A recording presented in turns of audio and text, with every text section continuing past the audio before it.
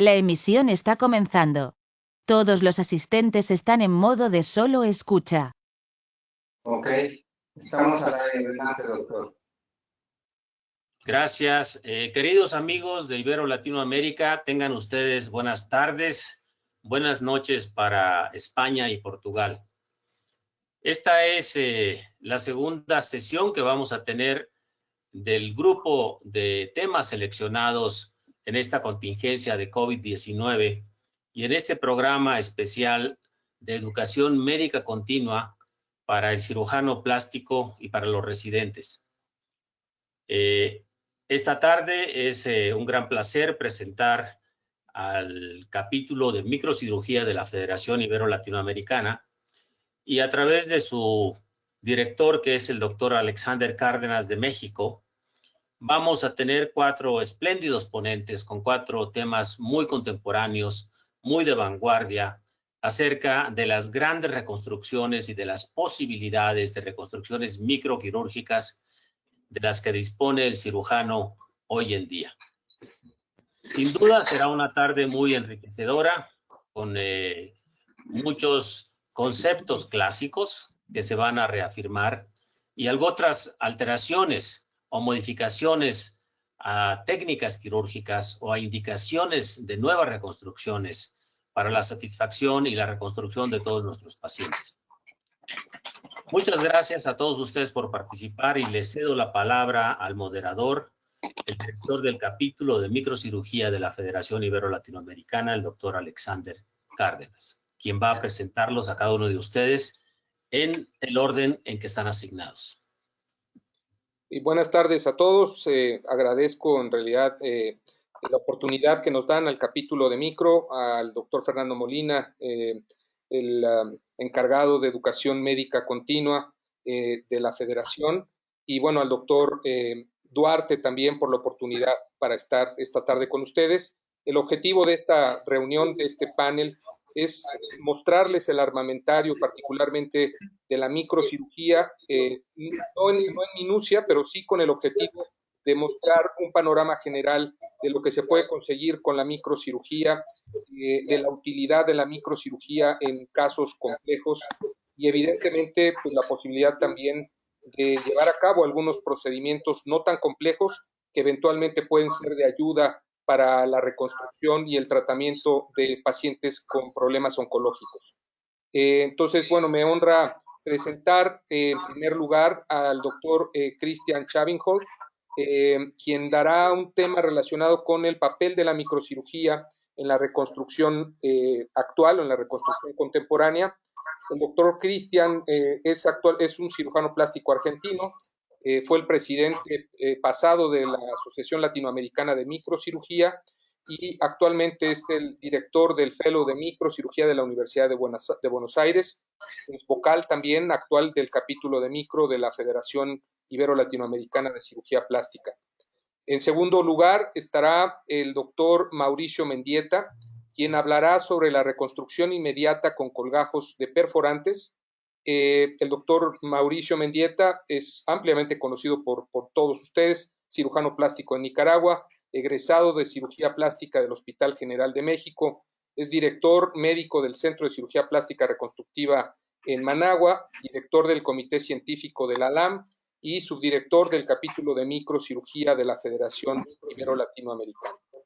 En tercer lugar estará el doctor Javier López Mendoza para hablarnos acerca del monitoreo de los colgajos en microcirugía y particularmente pues, de todos los colgajos, de las alternativas que se tienen para vigilancia. Es un tema muy actual, muy de moda y creo que de gran utilidad también.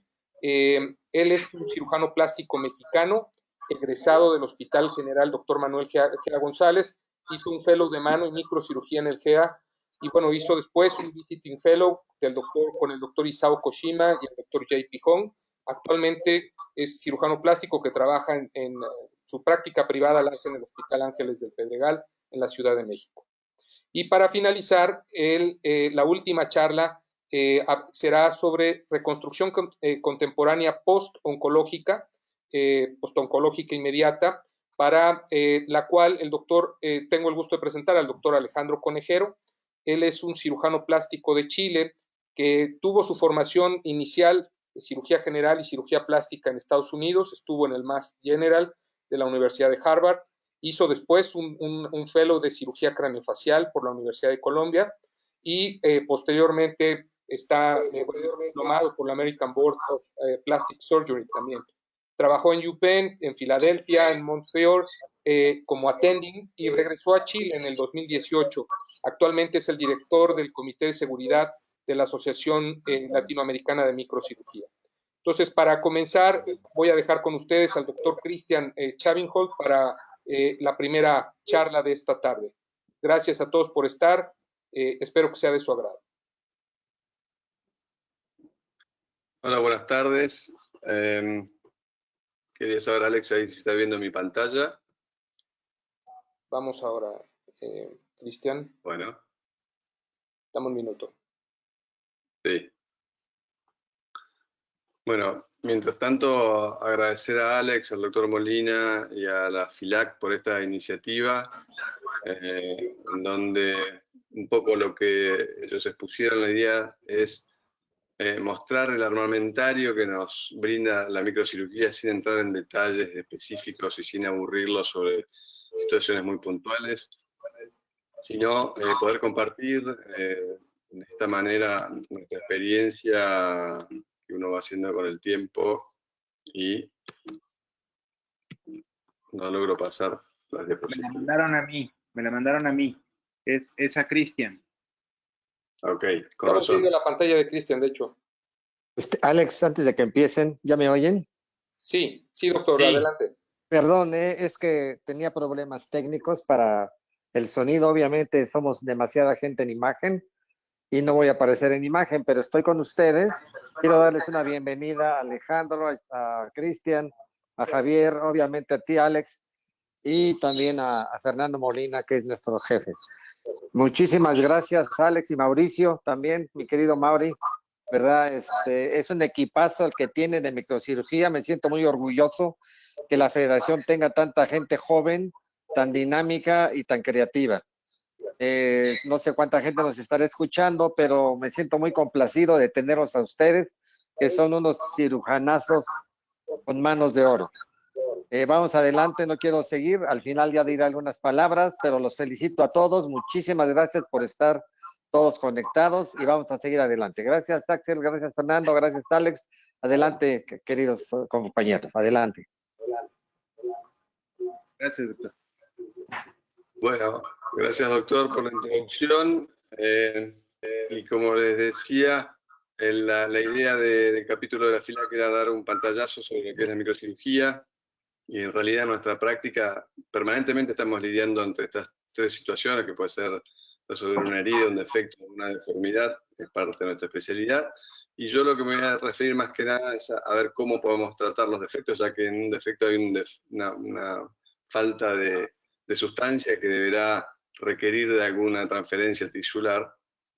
Los defectos son múltiples y de distinta complejidad, entonces lo que tenemos que tratar ante cualquier situación que estemos encarando un paciente con algún defecto en alguna parte del cuerpo es tratar de dilucidar si ese defecto es un defecto simple o un defecto complejo.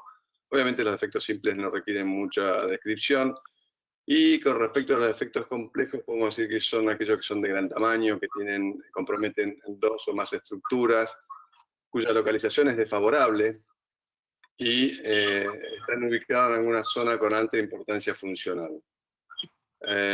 Entonces, como vimos recién, hay defectos que son complejos y otros que son simples, y tenemos opciones reconstructivas que son complejas y otras que son simples. No hay una línea directa entre defecto complejo y reconstrucción compleja. Sí podemos decir que los defectos simples requieren siempre de una solución simple, porque si complejizamos un defecto simple, estamos haciendo algo mal en nuestra selección de opciones reconstructivas. Pero los defectos complejos se pueden resolver de forma más simple, o eventualmente pueden requerir de alguna solución más compleja. Esto es algo que con el tiempo uno va ganando, y es donde uno debe no tratar de marearse con la gran cantidad de opciones reconstructivas con las que contamos, Entonces, seguir permanentemente haciendo este ejercicio es algo que nos va a ofrecer la mejor opción para nuestros pacientes. Entonces, ante un efecto que podríamos decir que está ubicado en una zona desfavorable, que compromete dos o más estructuras, uno podría marearse y pensar en colocar un expansor. He visto algunas presentaciones donde incluso un defecto así se le ha hecho algún colgajo libre, y la verdad que nosotros manejamos y sabemos que las zonas cóncavas de la cara resuelven muy bien con curación por segunda intención. Lo más simple, con un buen resultado estético funcional, debiera ser nuestra primera opción. Otro ejemplo, y la idea es compartir ejemplos para que uno vaya haciendo un poco, viendo las distintas posibilidades. Un defecto de 8 centímetros en el brazo, luego de una ampliación de los márgenes por melanoma. En un paciente con flacidez o posbariátrico, un cierre simple sería una opción, pero 8 centímetros en un brazo de una persona con cierta tensión, sabemos que eso va a ser muy difícil. Entonces podemos hacer un upgrade en lo que es complejidad y hacer un cierre con un keystone flap que nos va a dar un cierre de la misma característica de la piel de alrededor, con sensibilidad y con un resultado estético aceptable. Si el defecto ante una misma situación se empieza a agrandar y ya no son 8 centímetros, sino que son más, luego de la resección de un dermatofibrosarcoma, uno también tiene múltiples opciones, como vimos en las opciones reconstructivas, y esto puede ir a un back y diferido ir a un injerto. Un cierre directo obviamente no es una opción, un keystone flap ya tampoco sería una opción, podría llegar a ser un keystone flap doble una opción, pero si nosotros manejamos microcirugía y colgajos, podemos pensar en un colgajo lateral de brazo, que se hace bastante rápido, buscando la perforante y rotando ese colgajo con una zona dadora más que aceptable, con un resultado estético y funcional también favorable, en donde reemplazamos lo que faltaba con tejido de las mismas características, y el paciente el mismo día de la cirugía de la resección también ya tiene su reconstrucción y rápidamente tiene una reinserción laboral. Y esta es otra situación en donde vemos un defecto que es complejo, porque sin duda un defecto de estos es complejo, donde falta piel, las 3 capas de la estructura nasal en una chica joven, en donde si yo puedo, digamos, podría llegar a marearme un poco con las opciones reconstructivas y pensar que este defecto complejo requiere de un colgajo complejo, y la realidad es que estos defectos complejos se resuelven con un colgajo que es un colgajo medio frontal, que es un colgajo que, como se dice dicen los americanos, see one, do one, o sea, no es un colgajo complejo que se puede hacer en 5 o 7 minutos, el colgajo está listo, y en donde la zona dadora es bastante aceptable. O sea que de nuevo, tratar de seleccionar la opción más simple y que nos dé el mejor resultado estético y funcional. Acá otro defecto todavía más complejo, porque a este defecto completo de pared lateral nasal y ala nasal se le suma un defecto de mejilla y un defecto completo del labio, de piel, mucosa y vermellón, en donde cuando muestro este caso, a veces con los alumnos en la facultad, le digo que levanten la mano quién lo reconstruiría con colgajos libres, y la mayoría de los colegas se inclinan a una reconstrucción con colgajos libres. En realidad, de nuevo, no. Uno sabe que acá tiene que reconstruir 3 unidades estéticas, entonces pensar en cada una de ellas por separado sería lo ideal. Y lo que importa mucho en nuestra especialidad es poder dedicarle el mayor tiempo posible a la planificación. Porque si nosotros podemos planificar, nosotros podemos ver que el labio lo podemos reconstruir con más labio y hacer el famoso y antiguo y querido colgajo de AB, en donde ahí tomamos un template del labio contralateral izquierdo, lo dibujamos abajo, hicimos el colgajo de AB, avanzamos con un colgajo de mustardé la mejilla, y como todos ustedes saben, la nariz no podemos empezarla a reconstruir hasta que no tenga estable el labio y la mejilla, eso es lo que pregona Menick, y una vez que reconstruimos el labio y la mejilla, podemos empezar a avanzar con la reconstrucción nasal. De nuevo, mismo situación al caso anterior, un colgajo medio frontal, revisión del colgajo de AB, el colgajo medio frontal en los 3 tiempos que pregona también Menick. No vamos a entrar en detalle con eso, pero fíjense cómo un paciente con un defecto complejo, centrofacial, con 3 subunidades comprometidas, con defectos completos, tiene una solución relativamente simple, por ahí no tan rápida en el tiempo, porque ustedes saben que cada uno de estos colgajos que hicimos tuvo el paciente 3 semanas hasta que cortamos el colgajo del pedículo AB y 3 semanas hasta que hicimos el segundo tiempo, más el tercer tiempo del medio frontal, o sea que es un paciente que se pasó casi 2 meses sin poder hacer su vida normal, pero tiene un resultado estético y funcional muy aceptable, con lo que yo considero son las mejores reconstrucciones que podemos ofrecer a la cara, que es con más cara, porque un colgajo libre ahí inevitablemente va a terminar en un efecto mosaico, con un resultado estético no tan favorable como cuando usamos tejido de la cara.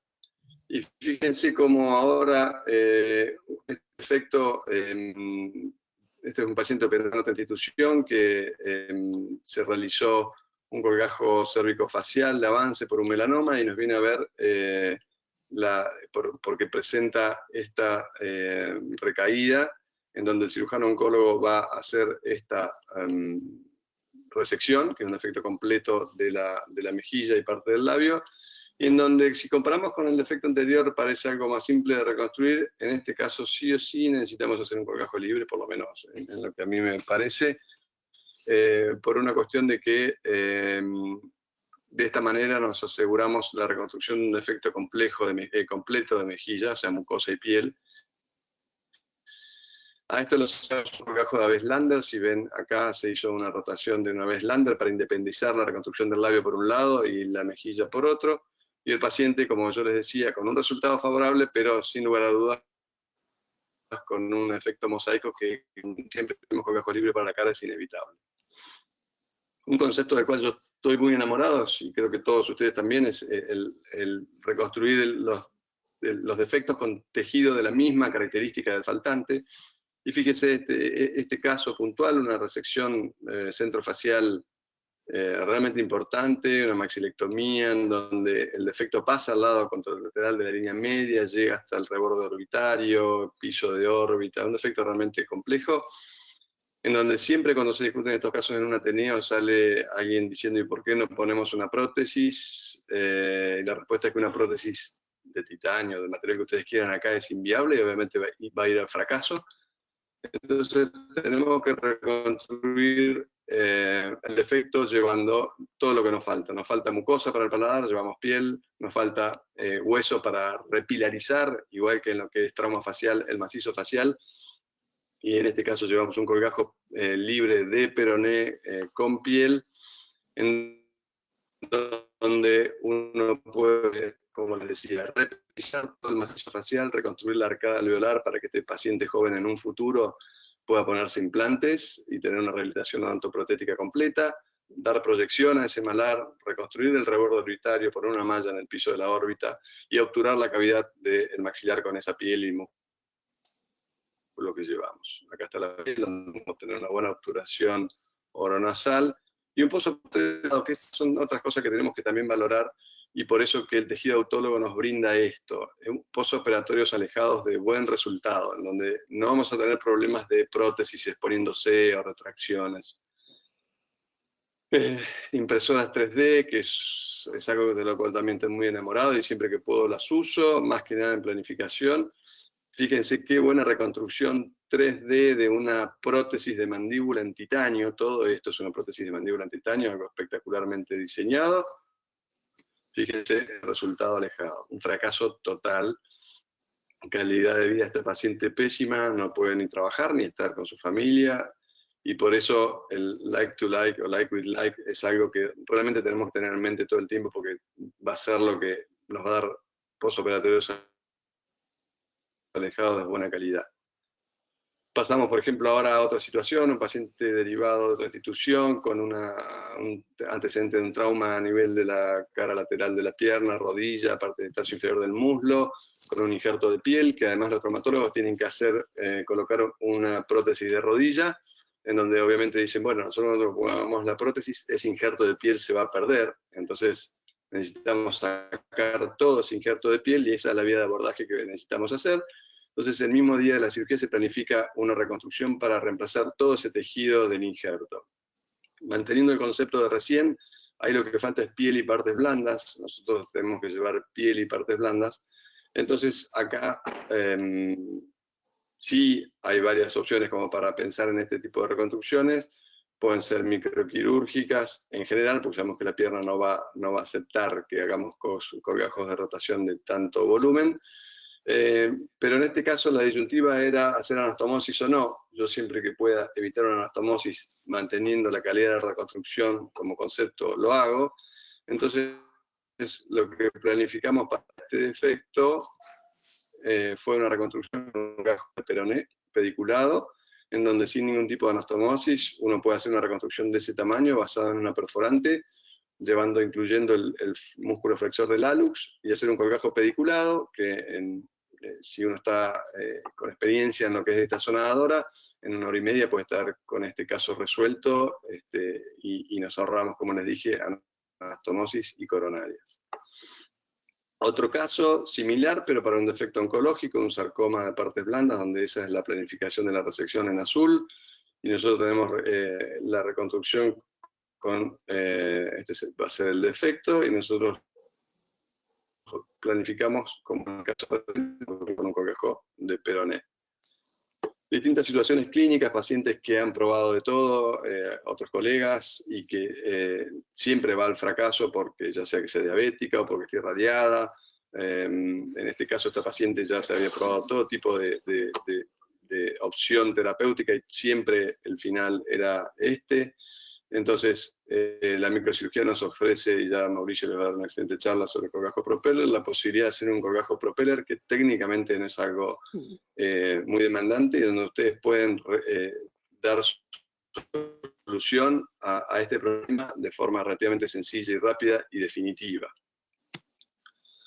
Otro defecto, una paciente joven con un defecto en la región sacra, realmente importante, luego también de la resección de un tumor, en donde, como ustedes saben, las opciones son muchísimas. Podemos poner un VAC, podemos poner un injerto, podemos poner alguna matriz dérmica, pero donde sabemos que una paciente joven en esta zona, lo ideal es reconstruir tejido, poner el mismo tejido que falta. Entonces la microcirugía nos ofrece con un flap, o sea, un colgajo de perforantes de glúteo superior, hacer una reconstrucción en donde tenemos tejido, piel y partes blandas que nos van a garantizar que esa zona no se va a escarar o no va a tener problemas en un postoperatorio alejado. La reconstrucción de mama, que el gol estándar era la reconstrucción con el TRAM pediculado. Todos ustedes saben que en pacientes obesos, hipertensos, tabaquistas, la irrigación de este colgajo de alguna manera es retrógrada porque pasa a través de esa red anastomótica entre la epigástrica superior e inferior, y llega a estas perforantes que son los que van a irrigar esta pastilla de piel. Y el aporte de la microcirugía en este tipo de situaciones es poner el flujo sanguíneo en donde verdaderamente tiene que ir, que es a estas perforantes que son rama de la epigástrica inferior.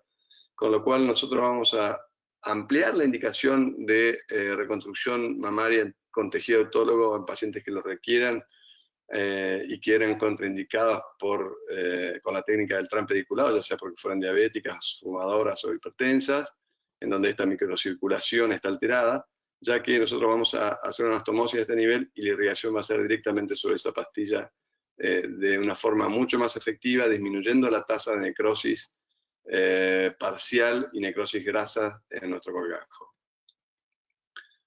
Un ejemplo todavía más complejo, esta paciente obviamente nadie creo que le puede llegar a sugerir hacer una reconstrucción con una prótesis, de hecho ya he tenido múltiples fracasos con expansores y prótesis, una paciente irradiada, en donde claramente necesita una reconstrucción con tejido autólogo, pero para ponerla más difícil, esta paciente ya tenía una dermolipectomía previa, con lo cual la región abdominal, que es nuestra primera opción, no era viable, y el colgajo dorsal, que requería una prótesis, para ella tampoco era una opción, porque ya prótesis para ella ya no era una opción o una palabra deseada, en donde podemos, y esto es gracias a la microcirugía, tomar otras zonas dadoras, como puede ser un IGAP flap, o sea, un colgajo de la arteria glútea inferior, y hacer una reconstrucción de mama microvascularizada, en este caso, con la región glútea.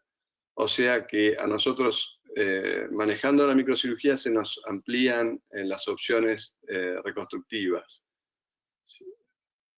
Otra situación compleja de resolver, una paciente joven que tuvo un scalp completo de cuero cabelludo, con 16 horas de evolución de su scalp cuando llegó a vernos. También, si ustedes piensan, las opciones son varias.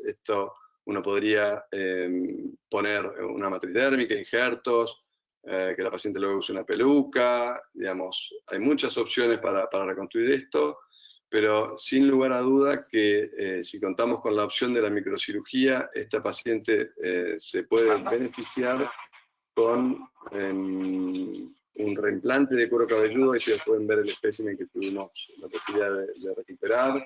Ahí están las cejas, el defecto completo a nivel de la región frontal y la raíz nasal.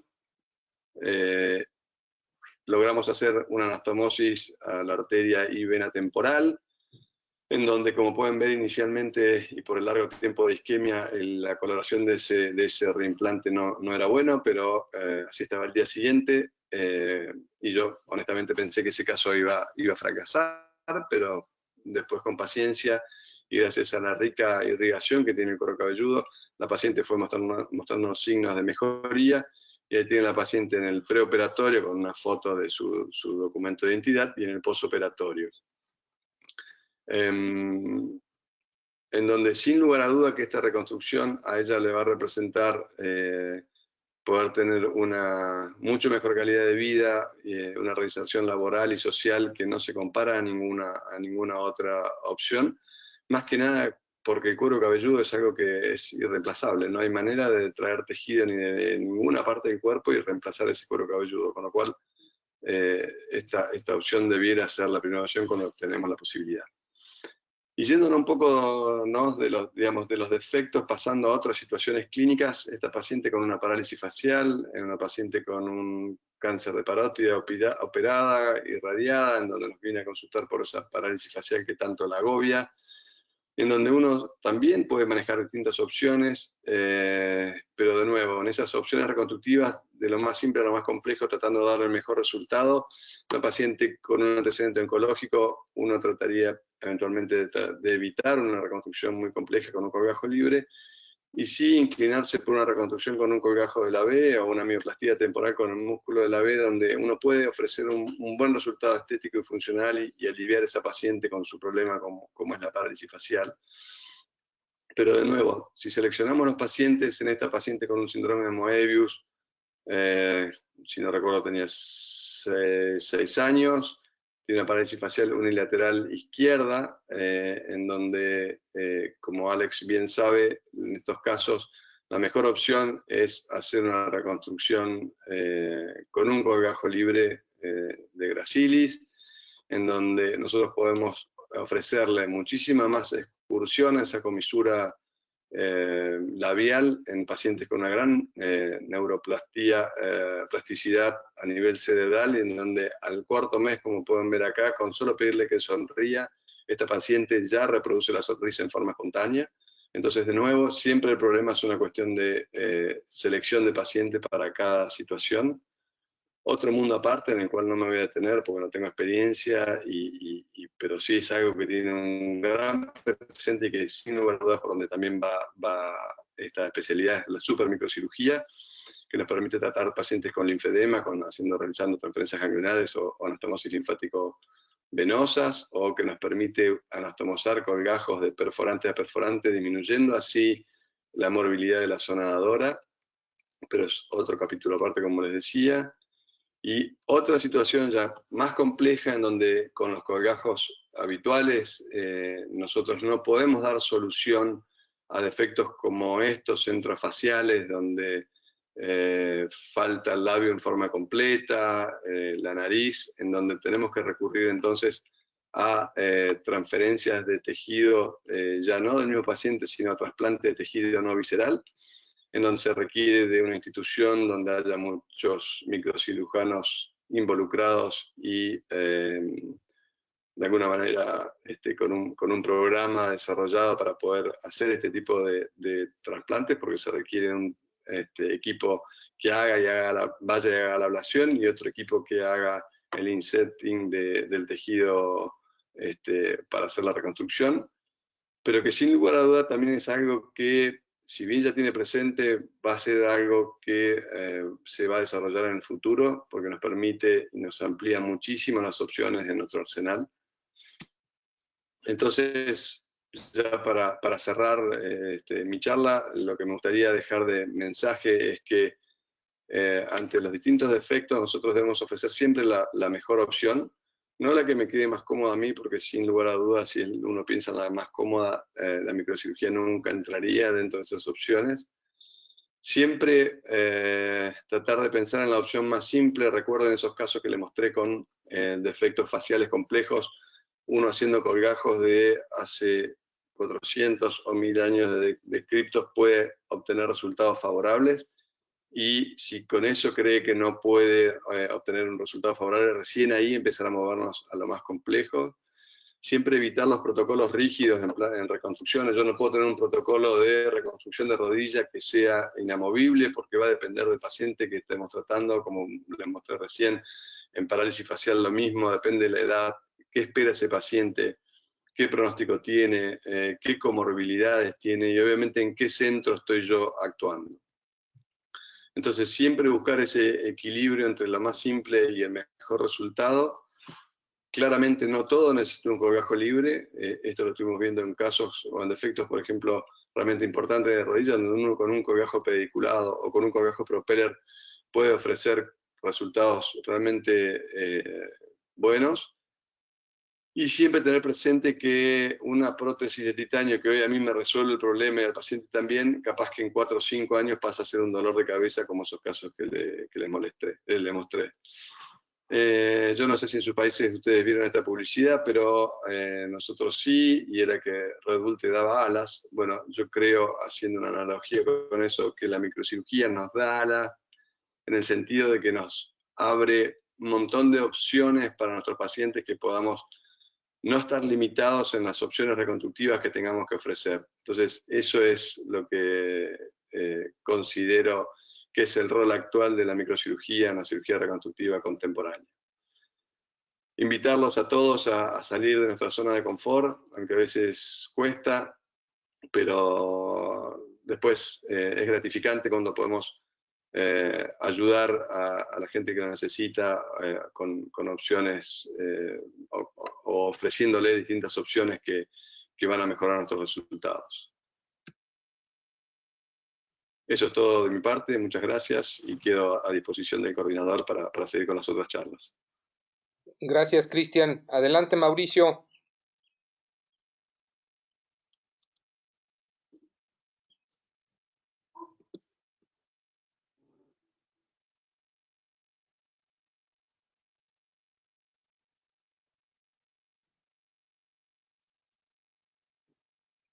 Adelante, Mauricio.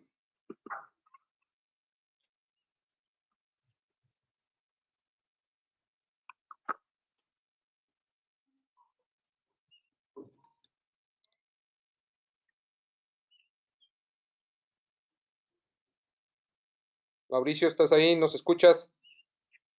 Sí, listo, Alex, perdón, no estaba conectado el audio. Bueno, buenas tardes, muchas gracias, Alexander, muchas gracias a la Federación Ibero-Latinoamericana de Cirugía Plástica y al capítulo de microcirugía para poder compartir un poco lo que hablaba Cristian y tal vez entrar también un poco en las generalidades de qué es lo que hacemos en nuestra área de la microcirugía. Y una parte en lo que ha crecido últimamente es el mejor conocimiento de la anatomía. Esto nos ha llevado a que, bueno, plantear como objetivos en esta plática cuáles son las indicaciones, la versatilidad, las aplicaciones de los colgajos de perforantes y cómo seleccionar cada uno de ellos y a veces los cuidados técnicos que se tienen que realizar en unos cuando son inclusive pediculados o cuando están en su modalidad libre. Y es que siempre como cirujanos nos pensamos qué colgajo utilizar. Nos basamos si es en un defecto de gran tamaño, pequeño tamaño, que podamos resolver de forma local, regional o necesidad de llevar un colgajo libre. Todo esto va a estar en dependencia de la zona de lesión, de las áreas donantes que tengamos para basar los colgajos, que si tenemos un adecuado arco de rotación para no tener un compromiso vascular y que sea, obviamente, que tenga la adecuada perfusión. Y es que toda solución es igual, pues creo que no. Y esto Santiago Ramón y Cajal nos decía que los problemas que parecen pequeños son grandes problemas que aún no se entienden. Y esto lo entendemos desde que inclusive John McGraw decía que la cirugía de colgajos es como jugar una partida de ajedrez diseñada por una naturaleza sarcástica, que no revela todas las reglas del juego. No sabíamos en qué consistía un retardo, cuándo teníamos un espasmo, que si el colgajo se ponía frío, que si teníamos problemas de obstrucción como tal. Y todo esto era dado porque no teníamos un adecuado conocimiento de la fisiología de la microcirculación. Y a nosotros nos enseñaron que, bueno, teníamos que partir de lo más simple a lo más técnicamente difícil, que eran los colgajos microvasculares. Y teníamos solo esa ventana de visión. Sin embargo, esto cambió conforme el propio microcirujano fue viendo que no solo teníamos que lidiar con todas estas variables, que si teníamos que cubrir un defecto, que si era algo oncológico, que si era algo infeccioso, que si teníamos vasos.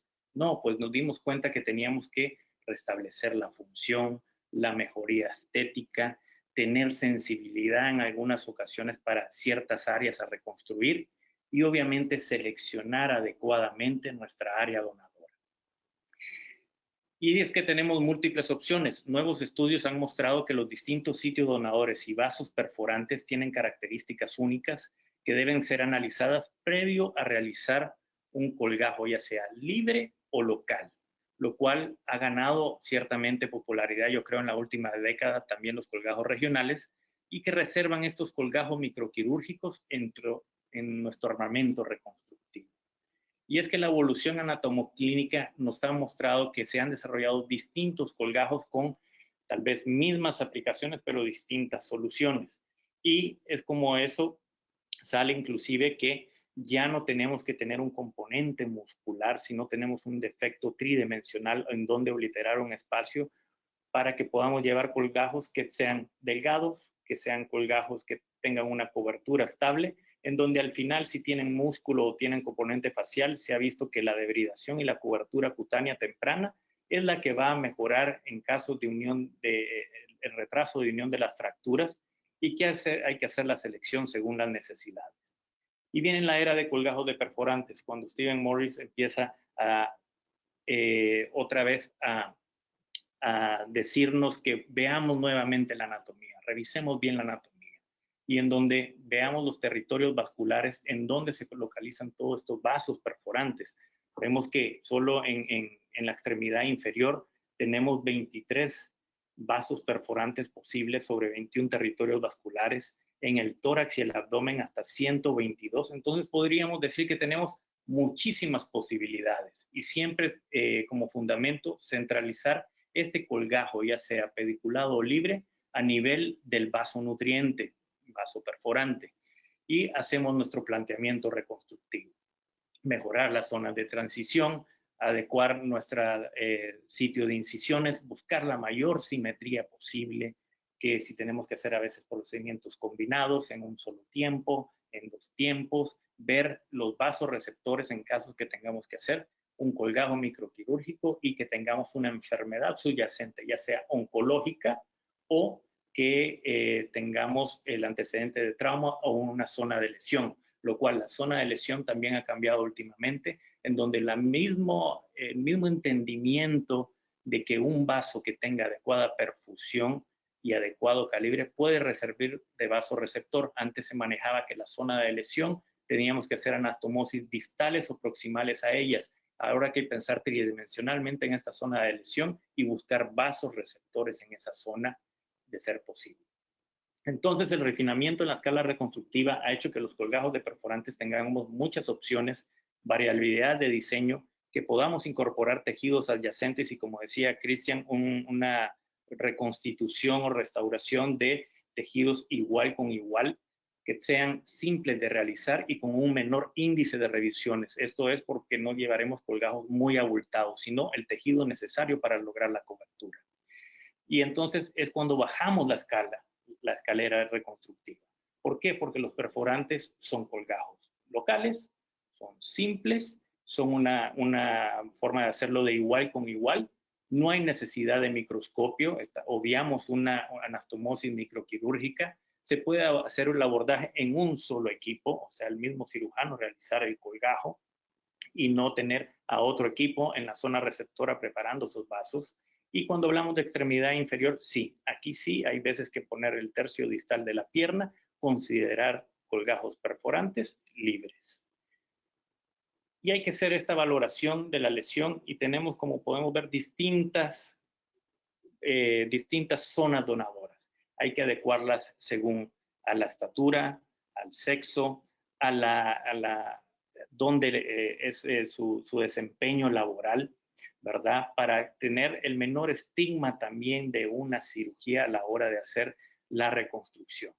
El colgajo anterolateral de muslo es uno de los que más utilizamos y que yo creo que la mayoría realiza, como en este paciente con un antecedente de un neurofibroma solitario gigante en la porción medial del cuello, en donde en un primer tiempo le hicieron un colgajo cuando tenía alrededor de 14 años, y si ven, logró tener una cobertura no tan eficiente y una recidiva, en donde la zona donadora inclusive se tiene un injerto. Entonces, aquí el planteamiento fue regresar ese colgajo a su sitio nativo, ¿verdad? Y llevar un colgajo libre para adecuar la cobertura y tener una mejor función de este cuello. Y la anastomosis hacerla al lado contralateral por el antecedente de radiación que tuvo este paciente, pues los vasos tiroideos ipsilaterales no eran los más adecuados, entonces nos fuimos al lado contralateral.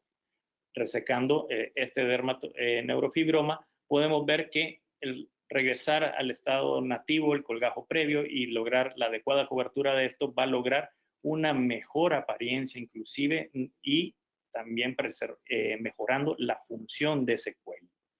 Ahora, este lo publicamos en la revista de Cirugía Plástica Ibero-Latinoamericana, no por el colgajo que se haya realizado, sino por lo raro que es tener un neurofibroma solitario gigante, ¿verdad?, de forma recidivante. Y tenemos a veces que hacer colgajos perforantes regionales. Ahorita en tiempos de COVID nos tocó atender a este paciente que le tuvo un dermatofibrosarcoma protuberans, en donde se tuvo que hacer una ampliación de los márgenes. Se hizo una primera resección en la cual no estuvimos en la primera resección, sino que oncología cerró este defecto primario, y podemos ver que a la hora de realizar la resección nos damos cuenta que en la cirugía previa se había seccionado la arteria cervical transversa, que era la base de nuestro colgajo trapecio. Pero nosotros ya entrados dentro de la cirugía, bueno, si tenemos este colgajo trapecio, como saben, podemos basarlo en 4 distintos pedículos, en la occipital, en la rama superficial de la cervical transversa, en la profunda o en los pedículos intercostales vertebrales. Entonces, al saber que no teníamos ninguno de estos pedículos, ¿qué es lo que hay que hacer? Observar, disecar, ¿verdad? Teniendo en cuenta las estructuras neurovasculares, como en este caso que ven al lado derecho, el nervio espinal, preservar lo más que se pueda las estructuras anatómicas y volver a observar buscando esos vasos perforantes que se van a encontrar en ese territorio vascular.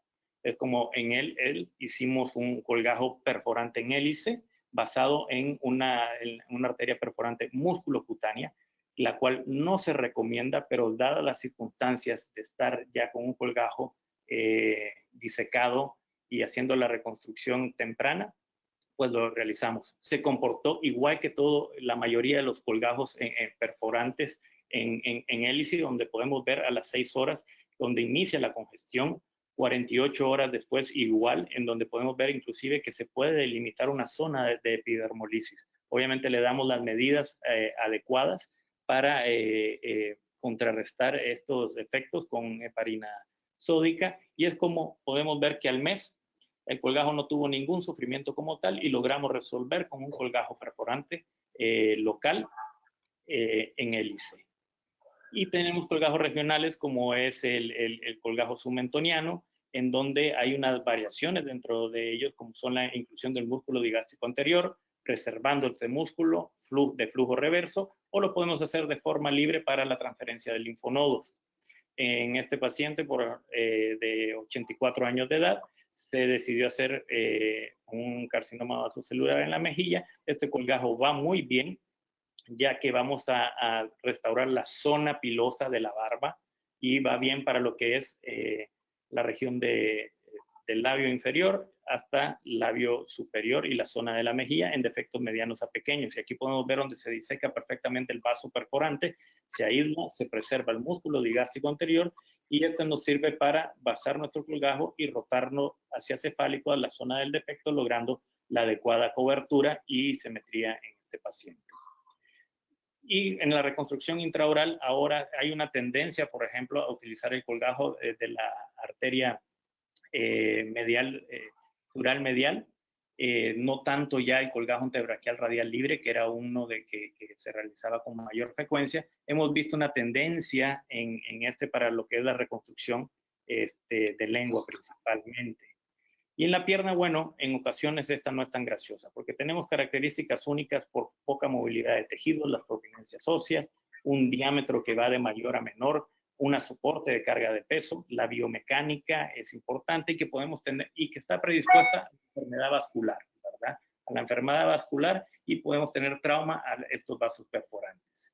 Es como los principios de reconstrucción son los que manejamos todos, no voy a abundar en eso, y en donde a veces, bueno, para sumar sensibilidad a esto, podemos hacer variaciones dentro de los colgajos clásicos, como es la neurotización hacia el nervio peroneo superficial en un segundo tiempo para lograr una sensibilidad en las zonas de apoyo. Y es como a veces podemos ver en el pasado o en el mismo presente, como también todavía se siguen utilizando el colgajo cruzado de pierna.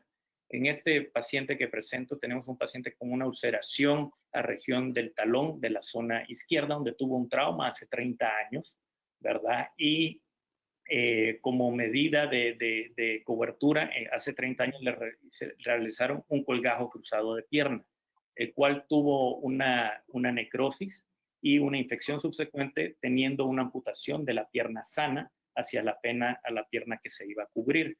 Entonces, esta ulceración, como podemos ver, nunca sanó, y podemos ver en la arteriografía donde teníamos limitación de estos vasos de la irrigación como tal. Predominantemente teníamos flujo de la arteria tibial anterior, no tanto de la tibial posterior. Entonces, aquí es donde las valoraciones transoperatorias también nos llega a tomar decisiones. Se planeó, aquí se abordaron los vasos tibiales posteriores, donde visualizamos un adecuado flujo de los mismos para lograr la transposición de un colgajo anterolateral de muslo, ¿verdad? Haciendo la anastomosis a la tibial posterior. Como no era dominante en este caso, hicimos término terminal, 2 venas y un nervio, ¿ok? Esto que nos permitió, siendo una zona de apoyo, a que tengamos sensibilidad. Si bien el beneficio de dar una neurotización, y esto se ha descrito que solo te da una mejor discriminación a 2 puntos, ¿verdad? Que a la sesión al calor y disminución en la tasa de úlceras, se ha visto que no es significativamente considerable el neurotizarlo o no, pero si ya que tenemos un colgajo en el cual podamos incorporarlo, pues valdrá la pena hacer la neurotización, que no nos toma nada de tiempo. Otros colgajos microquirúrgicos clásicos en el dorso del pie, van muy bien los que son los colgajos delgados para no tener que utilizar un aparato ortopédico. En regiones proximales, como lo dijo Cristian, del muslo, colgajos pediculados como el colgajo anterior del muslo de flujo reverso, da una adecuada cobertura para estos defectos y no someterlos a un procedimiento microquirúrgico como tal.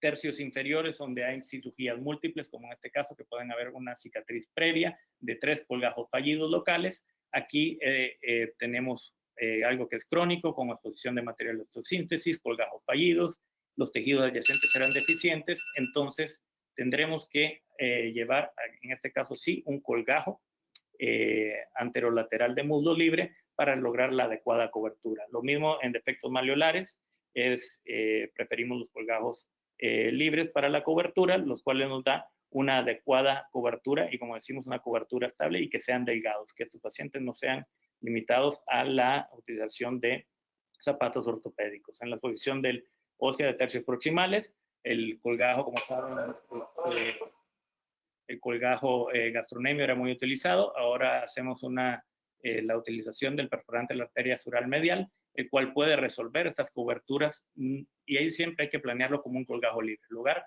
la mayor cantidad de pedículo posible para lograr hacer una transposición sin compromiso vascular. Y si bien es un colgajo útil, la zona donadora no queda tan bien. Entonces, en pacientes del sexo femenino no lo recomiendo porque van a tener una imagen parchada en la zona de la pantorrilla, la cual no es muy agradable. Entonces, para otros defectos sí se puede realizar. Y vamos del método, del concepto de perforante en hélice, desarrollado por Hyakusoku, ¿verdad? Popularizado por Teo. ¿Dónde localizamos estos vasos perforantes? Y es muy útil en la extremidad inferior. Bueno, lo hacemos con un Doppler acústico, en donde tiene una sensibilidad de un 93%, y en donde a veces podemos tener dos vasos perforantes de forma continua. Entonces, para hacer la valoración de en dónde basar este colgajo, colocamos un clamp en el transoperatorio y vemos la perfusión de los bordes, el llenado capilar, para seleccionar en cuál vamos a basarlo, porque solo tiene que llevar un vaso perforante para lograr una rotación de hasta 180 grados. Y es también teniendo en cuenta los principios de Saint-Cyr, en donde el flujo es bidireccional en extremidades y perpendicular en el tronco. Entonces, una vez que aquí localizamos un vaso perforante, este es un colgajo perforante estilo libre porque no se visualiza de forma directa la arteria de donde proviene, que en este caso perfectamente podría ser la arteria peronea. Hacemos la disección de este colgajo solo aislando el vaso perforante y esto nos logra rotar hasta 180 grados. Esta es una disección subfacial. A medida que están más proximal en la pierna, las disecciones subfaciales tienden a ser, por lo menos en mis manos, más sencilla, y aparte que favorecemos a la no herniación de los vientres musculares de los compartimentos. Entonces aquí es como tenemos el cierre del primario del sitio donador con igual. En defectos más distales, y esto lo describimos también empezamos a publicarlo en Cirugía Plástica Ibero-Latinoamericana, que cuando localizamos el vaso perforante nos podemos encontrar con venas que transcurren a lo largo de este colgajo, tanto del que vamos a tomar como de la zona donadora, siendo la pierna un sitio en donde vamos a encontrarnos con esta relación, con esto más común de lo que sabemos. Entonces, tratar de preservar estos vasos y lograr por lo menos una anastomosis del otro lado, porque si no podemos tener problemas de congestión, ¿ok? Y esto lo hacemos, podemos ver que cuando levantamos por totalidad este colgajo tenemos una adecuada perfusión de estos bordes. Aquí está liberado en 180 grados a nivel subfacial. Esto es el retorno venoso de esos vasos que se preservaron, en donde podemos ver que el colgajo tiene un adecuado flujo. Entonces, estos vasos, por lo menos llevar uno al sitio donde se transpone y hacer una pequeña anastomosis donde se ponen 6 puntitos y le irá mejor al colgajo, porque si no tendremos la tendencia a que tengamos problemas de retorno venoso. Aquí es como lo ven, ya totalmente liberado, no se ve, pero aquí está el vaso, la venita cercana al defecto donde se va a transponer, y así logramos la adecuada cobertura y cierre primario de la lesión. Muy útil, y un detalle técnico es que una vez que liberamos todo este colgajo de su porción, de su superficie posterior, de los lados, y solo queda del vaso perforante, tenemos que dejarlo en ese sitio por lo menos hasta 5 a 10 minutos. Esto para valorar el llenado capilar que tenga el colgajo previo a su transposición. Si no tenemos adecuada perfusión, tomen este vasito que se ve con el background azul, y también vale la pena hacer una pequeña anastomosis a la hora de la transposición y la liberación del vaso perforante por lo menos de 2,5 centímetros. Esto va a generar que tengamos una mejor rotación y que no tengamos problemas de vascularidad a la hora de hacer la rotación a este sitio, como en este de 16 por 5 centímetros. Y vemos adecuada perfusión al día después.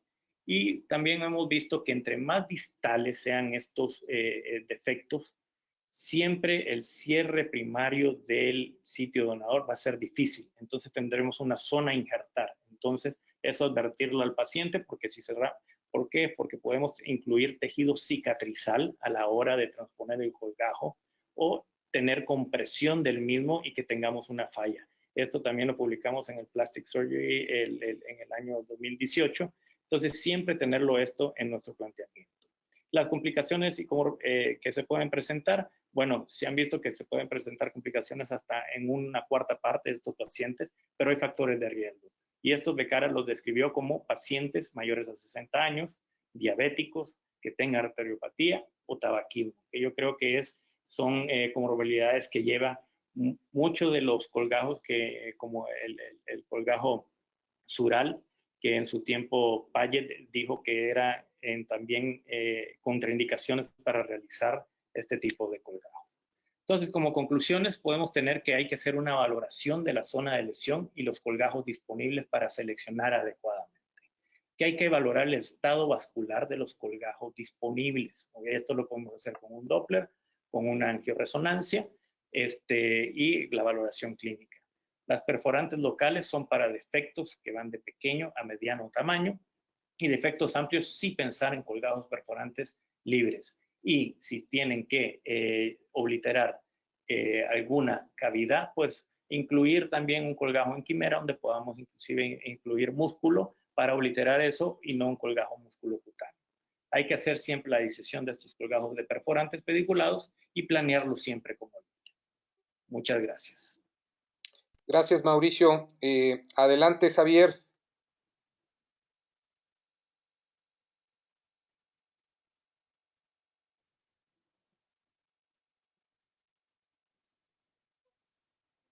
Adelante, okay, Javier. Ya tengo. ¿Puedes ver mi pantalla? Sí. Ok. Bueno, muchas gracias, Alex, por la invitación. Al doctor Fernando Molina por proveer de información microquirúrgica a la FILAC y de invitarnos además. Bueno, hablaré sobre el monitoreo de colgajos en la era actual. Voy a hablar de algunas marcas y quiero dejar claro que no tengo ningún conflicto de intereses. ¿Qué es lo que esperamos cuando tenemos un paciente con una lesión y que es candidato a hacer una reconstrucción microquirúrgica? Pues lo que todo el mundo espera es éxito. Es un factor clave en cualquier reconstrucción microquirúrgica. Sin embargo, como sabemos, tendremos ciertas posibilidades de complicaciones. Así que el factor más importante para lograr el éxito será la detección temprana de estas. Esto con el objetivo de tener un éxito de más o menos un 96%. Sabiendo esto, pues hay diversas series que hablan sobre 1 a 4% de posibilidades de pérdida del colgajo, en las cuales la falla venosa es la principal causa de complicaciones. ¿Qué ocasiona esto en el microcirujano? Pues puede ser frustración, fracaso, enojo. Sin embargo, creo que es un momento de oportunidad para reevaluar lo que hicimos, sea bien o sea mal, y tener un mejor entendimiento para evitar este tipo de complicaciones a futuro. ¿Cómo hay que monitorear a los pacientes? Y me refiero a cómo monitorearlos eficientemente, ya que sabemos que no estamos exentos de complicaciones. Hay diversos métodos comunes para monitorearlos, que pueden ir desde la clínica, la punción de un colgajo, la señal auditiva del Doppler, dispositivos externos e internos como el Doppler implantable, el Doppler contrastado, la oximetría de pulso, etcétera. Cosas que iremos viendo a detalle en cada diapositiva. Seguramente todos durante su época de residencia tuvieron que cuidar o monitorear algún colgajo.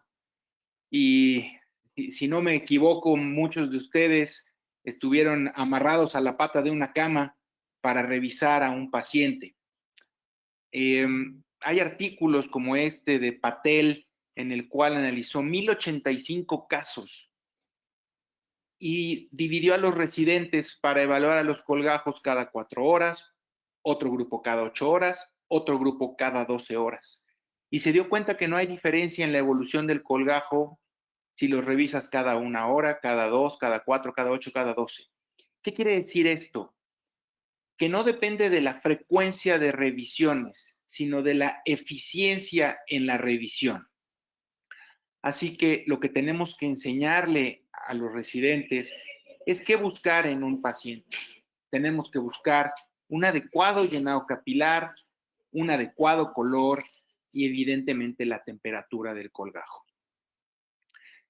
¿Quién lo debe hacer? Bueno, pues evidentemente el de mayor experiencia, porque eso es lo que va a tener como mejor factor pronóstico de éxito.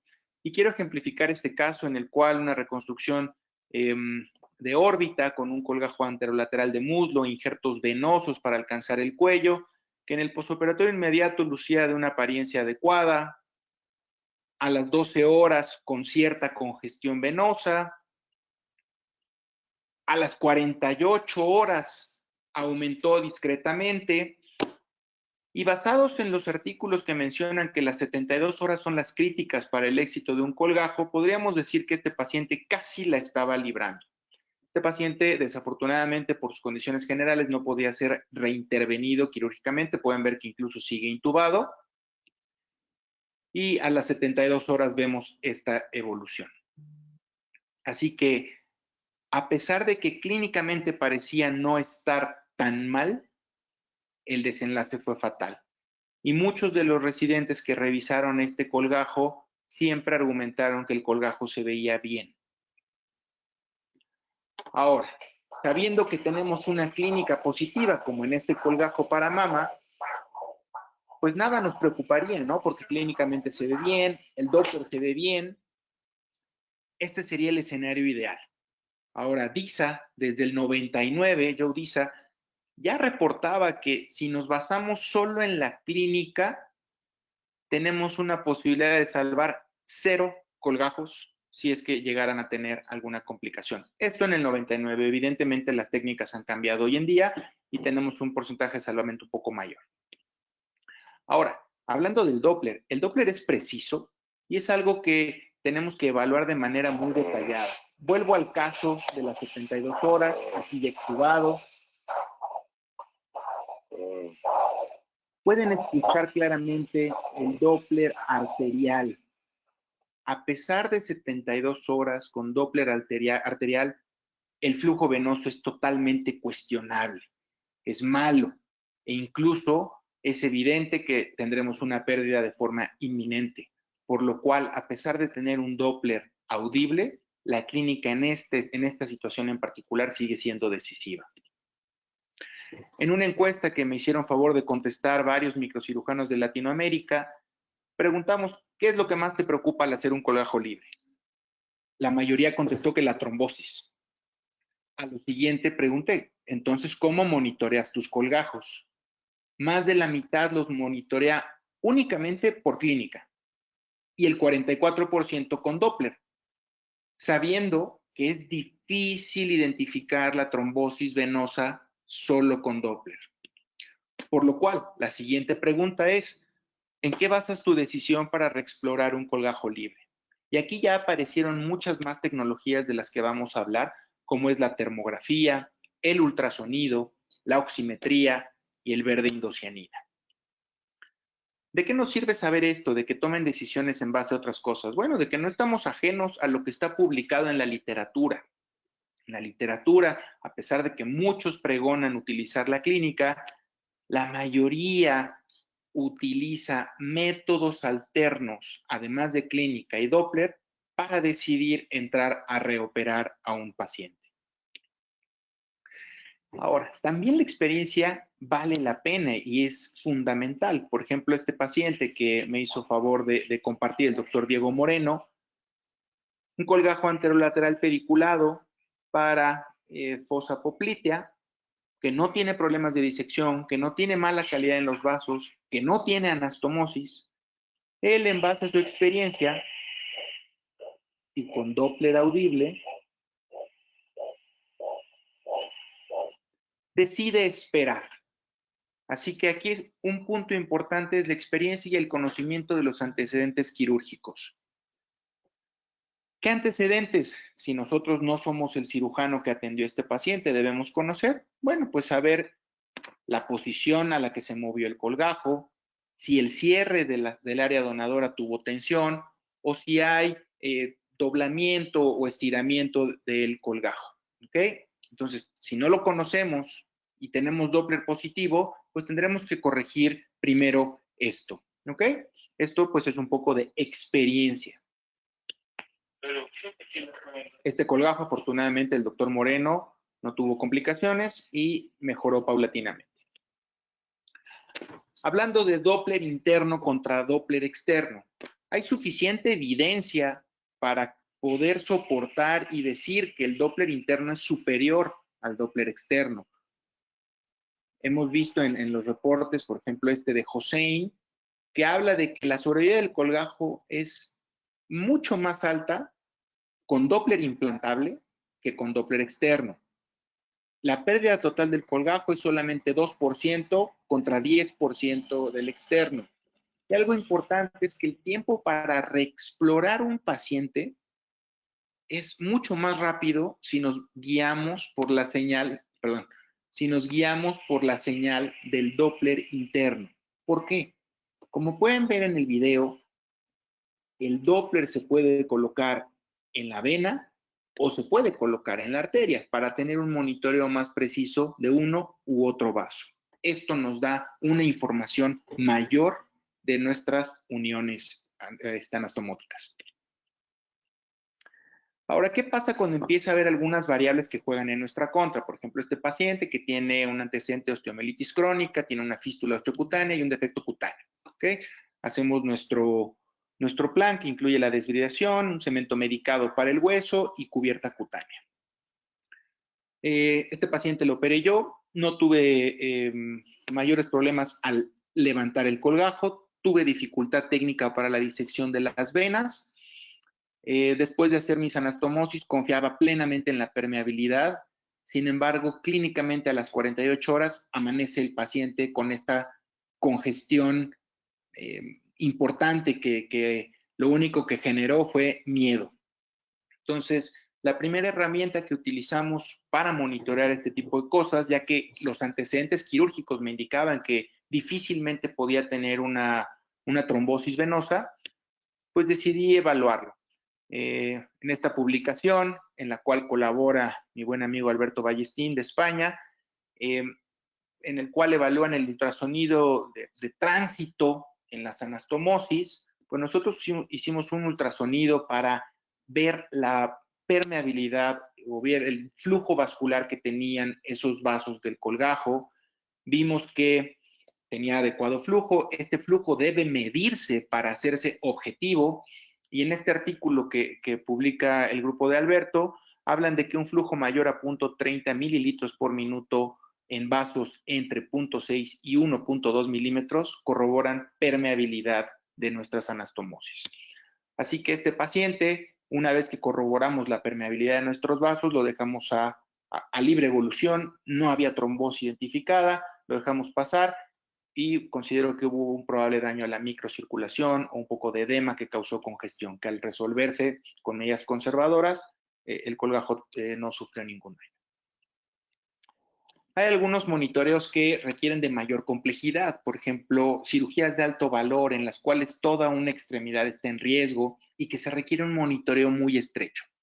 Y esto, por lo menos en mi práctica, que es medio privado, pues me demanda mucho mayor o mucho más equipo humano para una revisión horaria. Así que para tratar de facilitar esto, pues lo que tratamos de hacer, además de la clínica, sea con llenado capilar, con turgencia, con temperatura, utilizamos oximetría. La oximetría es de fácil acceso en los hospitales, se coloca un sensor en uno de los dedos y este sensor va dirigido hacia el monitor, el cual nos indicará la saturación que está teniendo nuestro colgajo o en este caso nuestra extremidad. Valores arriba del 90 al 99% indican éxito en la evaluación de nuestro segmento reimplantado, de nuestro colgajo. Hay recomendaciones como las que hace Akita, que las mediciones deben de ser cada 2 horas por las primeras 72 horas, cada 4 durante el día 4 y 5 y cada 8 durante el día 6 y 7 si aplica. Es decir, si el paciente sigue internado. En mi caso, habitualmente los doy de alta a partir del 5º día. Ahora, hay algo muy importante que CHAE en 2015 menciona, que a pesar de que hay reportes anecdóticos que mencionan compromiso de los colgajos por oximetría, no hay estudios que demuestren ventajas claras con el uso de la oximetría para monitorear clínicamente los colgajos. Esto es importante saberlo porque pues no nos podemos confiar únicamente en este método. Probablemente la unión de clínica y oximetría nos dé el mejor panorama para garantizar éxito. Un complemento de monitoreo muy sencillo es la medición de glucosa del colgajo. Para mí es la mejor opción, la forma más sencilla, barata, reproducible, de bajo riesgo para el paciente y sobre todo no invasiva.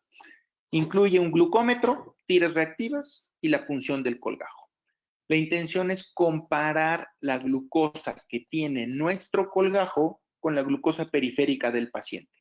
Diferentes reportes han hablado de esto, principalmente los de mis amigos Makoto Mihara y Hisako Hara en Japón, y hablan mucho sobre por qué disminuye la glucosa, y bueno, ellos mencionan 2 posibles teorías. La primera es que al haber isquemia inicia la respiración anaerobia, se consume la glucosa del colgajo y esto hace que disminuya. Y la segunda, al haber trombosis, sobre todo si llega a ser arterial, hay una deficiencia de aporte vascular, el cual impide la llegada de más glucosa al colgajo. Esto lo único que nos arroja es una medición cuantitativa y objetiva del monitoreo de los colgajos. Aquí sí ya pierde el yo, ya no existe el yo creo, yo pienso, yo supongo. Aquí ya nos da un valor real cuantificable. Por ejemplo, en esta paciente, en la cual requería una reconstrucción bilateral en un solo tiempo, uno de los 2 colgajos que realizamos, no sé si lo alcancen a notar, tiene una discreta coloración azul, para lo cual hicimos un monitoreo con glucosa en el transoperatorio, nos indicó un valor menor a 62 miligramos por decilitro, lo cual habla de una trombosis franca o bien de una insuficiencia venosa del colgajo. Rehicimos nuestras anastomosis y el colgajo no tuvo mayores complicaciones. Hablan de que estos métodos pueden ir hasta el 98.5% de sensibilidad y el 99.5% de especificidad. Ahora, como valores absolutos, de repente por ahí podemos obtener valores de 90 y el paciente tener 200 de glucosa. Esto, por eso requiere una comparación con la glucosa periférica. Y encontramos que si hay diferencias entre 20 a 40 miligramos por decilitro, pues nos van a identificar cambios bioquímicos tempranos en la vasculatura venosa sobre todo. Y esto está demostrado en los artículos de Hisako, que incluso detecta cambios 5.7 horas antes de que aparezca pigmentación o congestión en la isla cutánea. La termografía que ha venido con mucha fuerza hoy en día a intentar sustituir varios métodos y para lo cual también mi buen amigo Nicolás Pereira de Chile tiene una publicación muy leída en el Plastic. Yo les diría que es un método sencillo, es una cámara que se adapta al celular, como pueden ver en la imagen, y lo que busca es identificar el calor de las estructuras. No requiere una curva de experiencia. Lo importante de este método, como lo describió Nicolás, es para la detección de perforantes. Pueden ver en el video que la termografía identifica un punto caliente, el cual se corrobora por Doppler.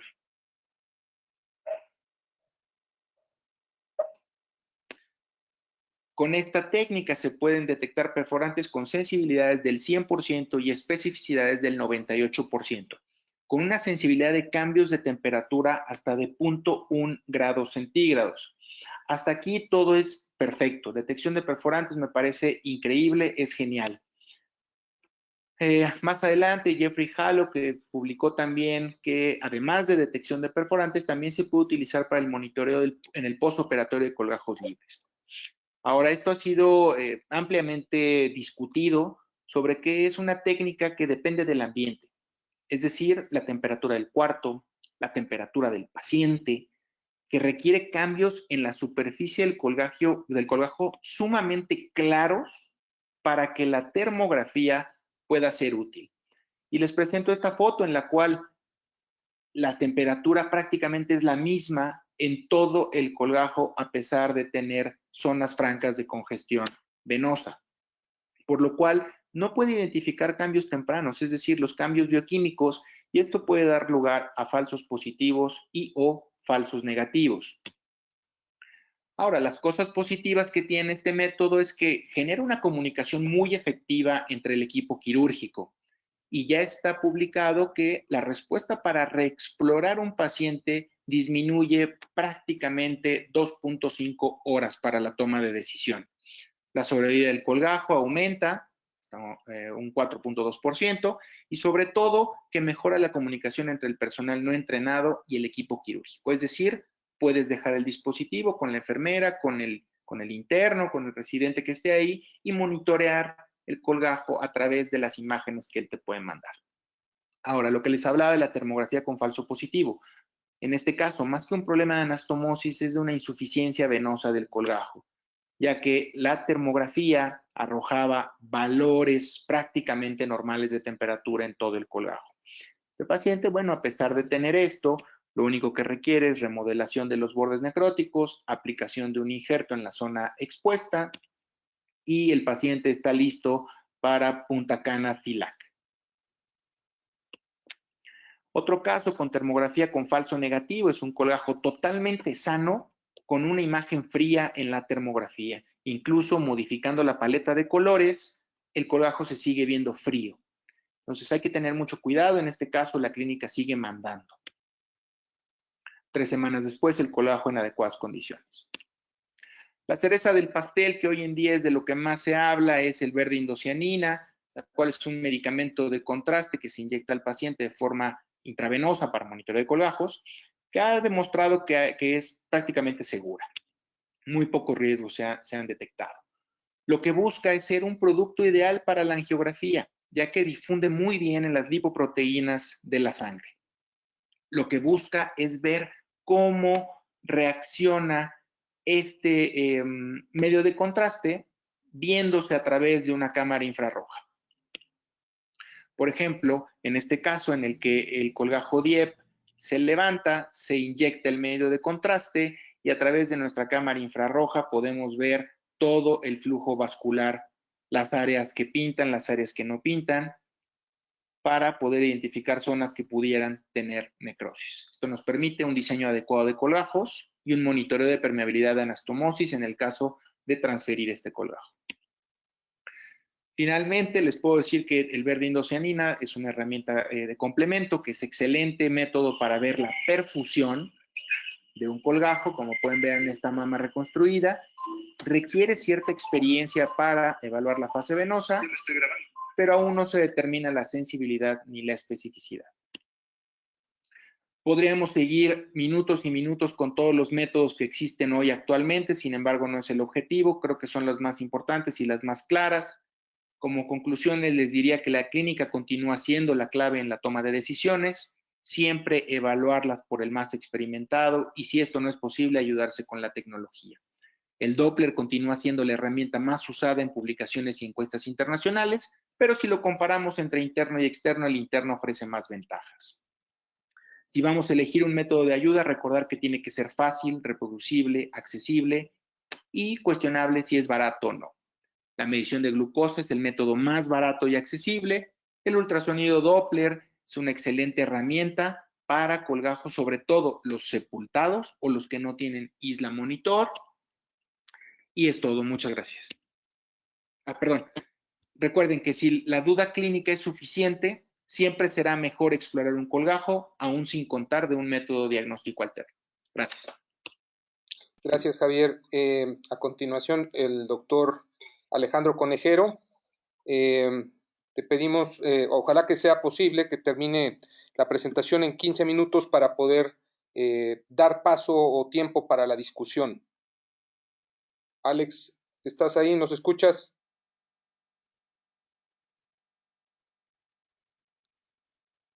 Ahí los escucho. ¿Me escuchas? Sí, ya. Adelante. Perfecto. Vamos a... ¿se ve la pantalla, me imagino? Sí, se ve bien. Perfecto.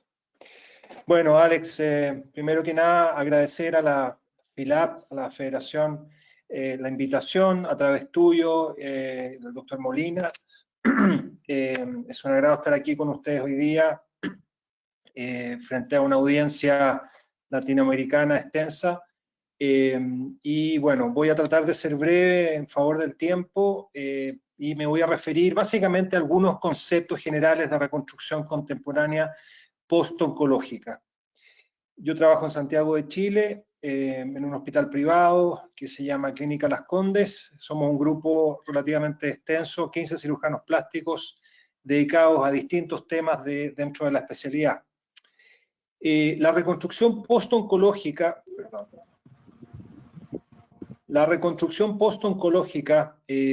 ha evolucionado en los últimos años secundariamente a innovaciones quirúrgicas y no quirúrgicas en el tratamiento del cáncer. Esto ha determinado, vi por ejemplo un caso que ha modificado el tratamiento y la sobrevida de algunos cánceres, la inmunoterapia hoy en día, que existe mayor sobrevida a pesar del estadio avanzado de algunas enfermedades. Hay pacientes que sobreviven con una suerte de estadio crónico de un cáncer avanzado y presentan algunos problemas derivados de ese cáncer que requieren evaluación y potencialmente reconstrucción. En los últimos años se ha planteado el concepto, además de la reconstrucción paliativa, en reconstrucción por resección de tumores, por ejemplo, ulcerados, sangrantes o necróticos, o en pacientes que tienen enfermedad avanzada, incluso con metástasis, para el manejo del dolor en tumores extensos. Hay tumores que en el pasado no se planteaba siquiera tocar y a veces ni siquiera irradiar, y los pacientes eran derivados básicamente a morir en su casa. Hoy en día, secundario al tratamiento más reciente, multimodal, estas enfermedades se pueden enfocar en un tratamiento multidisciplinario pensando en una mejor calidad de vida. Yo me voy a referir principalmente a algunos casos de cabeza y cuello, que es un área que he desarrollado en mi práctica, y también reconstrucción mamaria, y vamos a hablar de algunos casos de reconstrucción de tronco, especialmente sarcomas del área del tronco, y la otra área que es importante como área de incidencia importante y de trabajo para los cirujanos plásticos que nos dedicamos a la reconstrucción postoncológica es la cirugía de reconstrucción perineal y de genitales. En muchos de estos casos es necesario combinar algunos colgajos, especialmente para resecciones craneofaciales, torácicas y de pared abdominal. Y como concepto, yo creo lo más importante para nuestros colegas oncólogos de otras especialidades médicas y quirúrgicas es que es importante incorporar al cirujano plástico tempranamente en el equipo multidisciplinario. En cabeza y cuello, hoy en día estamos resecando y reconstruyendo lesiones más extensas con un potencial curativo. Existen además casos de resecciones extensas en casos paliativos, como había mencionado, tumores extensos y necrosis, y reconstrucción de defectos funcionales, especialmente úlceras y fístulas. Hoy en día podemos perfectamente evaluar, reconstruir pacientes como este, con resecciones craneofaciales, incluyendo resección ósea, y también enfocarnos en la reconstrucción de defectos secundarios al tratamiento oncológico de pacientes como este. El rol de la cirugía plástica en el manejo paliativo de los pacientes básicamente tiene una importancia en la disminución de la masa tumoral para aliviar compresión, disminuir el dolor, sangrado, infección, manejo de fístulas y disminuir el riesgo de estallido carotídeo, que en muchos pacientes es el evento final de la enfermedad. Los criterios de manejo paliativo es cuando hay compromiso en la arteria carótida, invasión de la base del cráneo, invasión del espacio prevertebral o enfermedad metastásica. En esta paciente con un carcinoma avanzado de la región del vestíbulo intraoral, con compromiso mandibular extenso y de la envoltura cutánea del mentón, antiguamente se habría planteado una reconstrucción clásica. Hoy en día tenemos la posibilidad de planificar estas resecciones con planificación tridimensional preoperatoria, que no es de uso rutinario en todas partes, pero los grupos que están haciendo volúmenes importantes de esta cirugía habitualmente tienen esta herramienta hoy en día, incluso en la mayoría de los países latinoamericanos. La ventaja es que le da mayor precisión quirúrgica, reduce el tiempo quirúrgico y en general el resultado final es mejor. Ocupando el mismo colgajo libre de peroné osteomúsculo cutáneo, podemos diseñar en el preoperatorio la resección del segmento y dirigir un enfoque multidisciplinario y un abordaje mucho más extenso, con un deglobing completo de la zona a extirpar, sabiendo exactamente dónde se van a hacer las osteotomías y la reconstrucción y modelación del peroné para la reconstrucción funcional de la mandíbula. Se ocupan guías de corte que son muy útiles y una vez que se hacen las osteotomías y queda el defecto, en este caso un defecto bastante extenso, se puede planificar y prefabricar en el intraoperatorio el colgajo de peroné antes de llevarlo al defecto, y con la indicación, en este caso, de uso de otros colgajos libres, podemos darle a esta paciente una continencia de la cavidad oral y disminuir el riesgo de fístulas que pueden ser potencialmente fatales. En resecciones extensas con potencial curativo, acá ven ustedes una foto, una resección incluso más extensa del piso de la boca hasta llegar a la región faríngea. Es planteable reconstrucciones con colgajos de la región del muslo, de la región anterolateral del muslo, donde se puede levantar distintos tipos de tejido unido a un pedículo en forma quimérica. Podemos levantar distintas paletas musculares, cutáneas, muchas veces con algunas perforantes que unen todos estos segmentos y con un pedículo a anastomosar. Se realiza la reconstrucción, la anastomosis en los vasos del cuello, y en el intraoperatorio se puede evaluar, ¿no es cierto?, la viabilidad de este colgajo complejo con distintos tipos de tejido, lo que le da en general a los pacientes una funcionalidad bastante mejor que en el pasado. Este es un defecto que es conocido por dejar secuelas importantes de fonación y de eglusión, pero que en definitiva permite a los pacientes por lo menos alimentarse por boca y darse a entender con un lenguaje a veces bastante más comprensible que en el pasado. También es posible enfocarnos en la reconstrucción de fístulas de todo tipo en la región de la cabeza y cuello, especialmente fístulas que comunican la región oral con la nasal. Los distintos tipos de maxilectomía pueden dejar defectos tan extensos como este, y también con la reconstrucción ocupando el colgajo libre de peroné es posible reconstruir ese defecto para que los pacientes tengan una calidad de vida mejor, y asociado a otros colgajos locales como un colgajo frontal, reconstruir el contorno y zonas de defecto de la zona intervenida. Hoy en día solamente quiero mencionar que estamos ocupando cada vez más el colgajo sural perforante medial, el MSAP, que es un colgajo de bastante fácil disección. Mauricio se describió bastante bien los pros y contras de este colgajo, pero en la práctica es un colgajo que permite, con una zona dadora de morbilidad bastante baja, reconstruir defectos a veces extensos de la región intraoral y de lengua. En reconstrucción mamaria, el enfoque actual, contemporáneo, es reconstruir con tejido autólogo. Nosotros en nuestro grupo, cada vez que podemos, ocupamos el colgajo DIEP, que tiene una menor morbilidad a la pared abdominal, y con la llegada de algunos cirujanos plásticos jóvenes hemos comenzado ya el tratamiento del linfedema como parte habitual de nuestro armamentario. Estos colgajos se pueden evaluar hoy en día con AngioTac, lo que permite planificar también la disección y basar el levantamiento y la disección del tejido en perforantes bien identificadas previamente.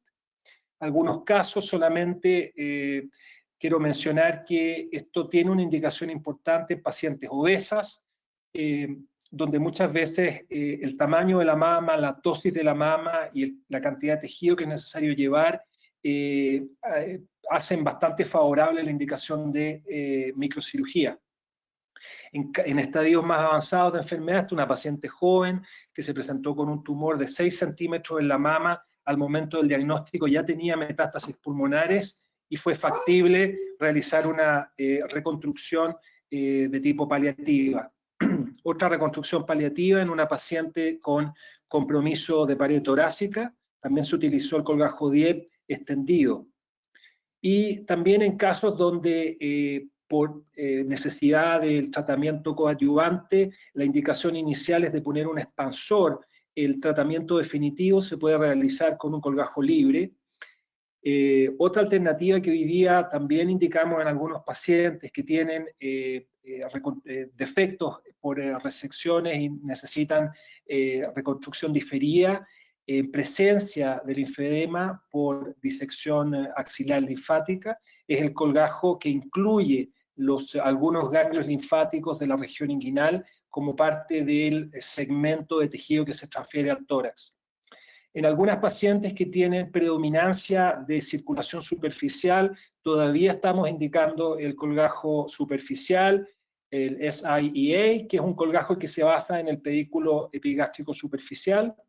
No es habitual que lo hagamos hoy en día, pero cuando el AngioTac nos informa que es mejor basar el pedículo, la transferencia en el pedículo superficial, lo hacemos. En algunos casos, en pacientes que tienen poco tejido abdominal, muchas veces transferimos la totalidad del tejido de la pared abdominal inferior basado en 2 pedículos. Estos pedículos se anastomosan a la mamaria interna, tanto en forma anterógrada como retrógrada, lo que nos ayuda a utilizar la totalidad del tejido que habitualmente en una abdominoplastía se desecha. Hoy en día usamos el enfoque con 2 equipos para tratar de acortar el tiempo operatorio. El promedio de un DIEP unilateral general es menor a 5 horas y un bilateral en general es menor a 8 horas.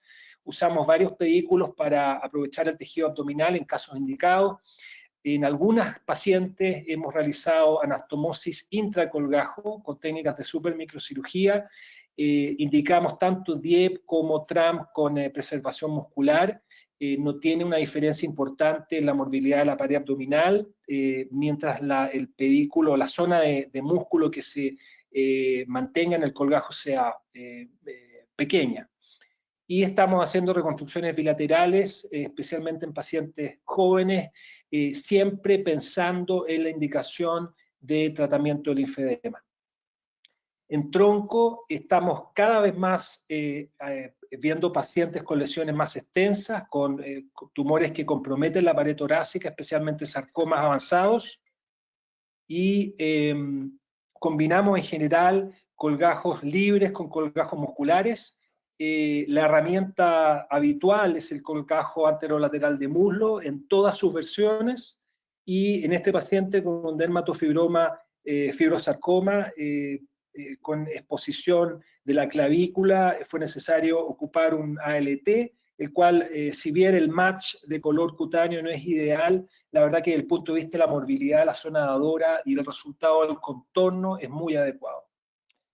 En otros pacientes que tienen defectos, especialmente sarcomas agresivos que invaden la pared torácica, en conjunto con los cirujanos de tórax estamos haciendo resecciones bastante extensas. En esta paciente se hizo una resección de todo el espesor de la pared torácica. Lo que ustedes ven ahí es básicamente el diafragma y el pulmón desinflado y con un defecto que medía aproximadamente 20 por 30 centímetros en la región anterior de la pared torácica.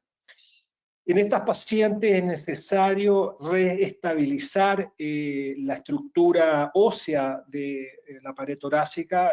Hay distintos devices que se ocupan para eso, y reconstruir el límite pleural de estos defectos. Para eso ocupamos habitualmente mallas acelulares de las distintas que hay disponibles en el mercado.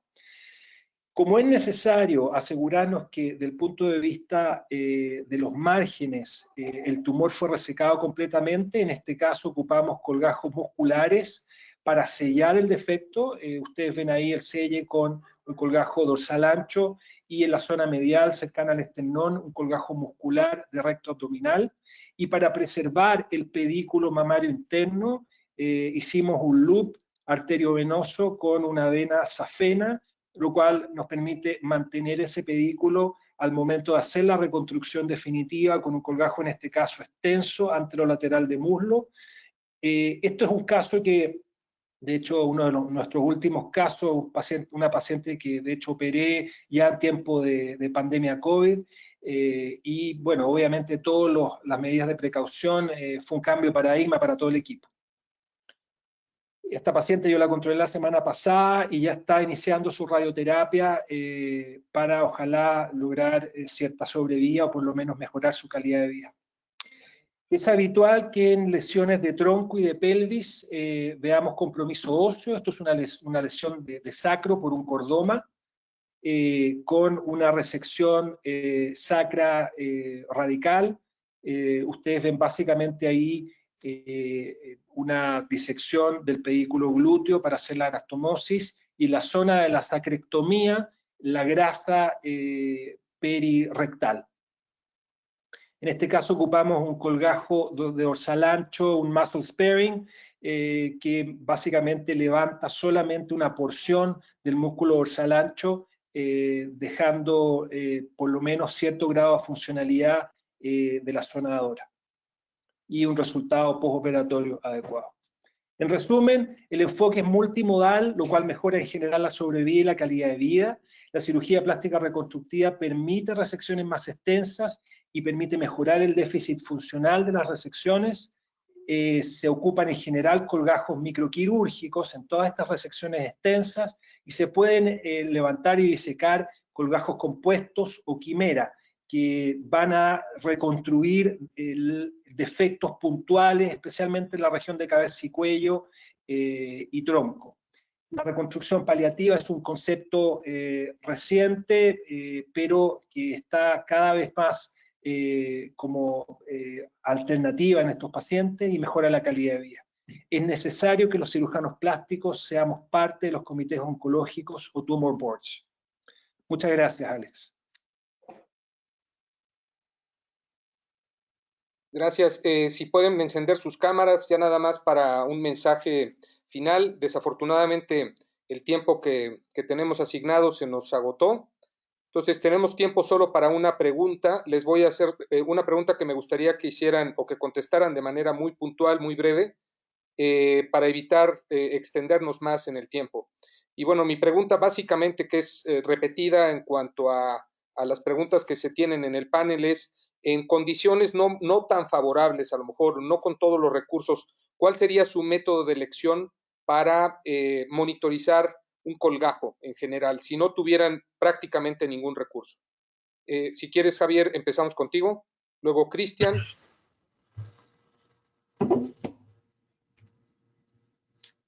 No te escuchamos. Activa tu micrófono.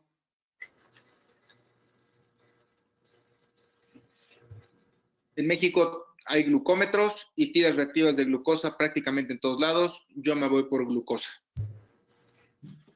Ok, Cristian. Yo en la práctica habitual me manejo más que nada con Doppler y clínica, pero ahora después de la charla de Javier, la verdad que el tema del dosaje de glucosa me pareció súper interesante. Mauricio.